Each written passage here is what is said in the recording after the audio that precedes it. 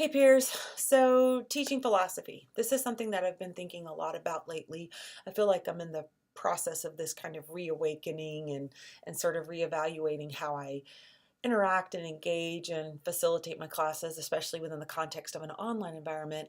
And certainly teaching philosophy is a big part of that. So here's where I am, and I'll kind of give you my thoughts. I definitely know I'm a constructivist, so I'm really big on this idea that in order for learners to bring in new information, it has to tap into those existing schema. All learners come to the learning environment with different values and beliefs and life experiences, etc. So we have to tap into those if we're going to create this new knowledge.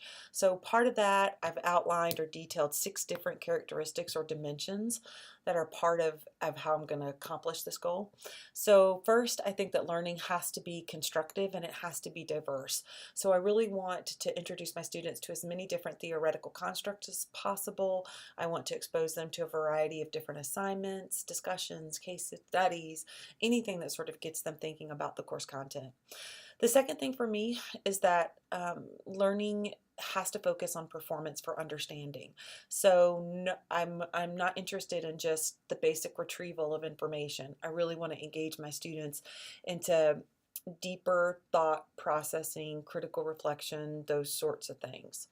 Learning must create a network. So again, everything new has to in some way connect with other things. So I'm really interested in creating these learning networks. Learning has to be social, and I think that that's something that's really being stressed in this class is how we interact with each other and how we interact with the instructors. And so as much as possible, I like for my students to interact and get as many different perspectives on the things that we're talking about. In addition, I think that learning has to be contextual. So I want my students to apply everything that we're talking about, especially within the communication discipline, to as many different contexts as possible. I want them to apply it to their personal lives, to their workplaces, to whatever they're doing out within the context of the community, yada, yada, yada. And then learning really does have to be self-regulated. So we have a shared responsibility in terms of creating the learning environment.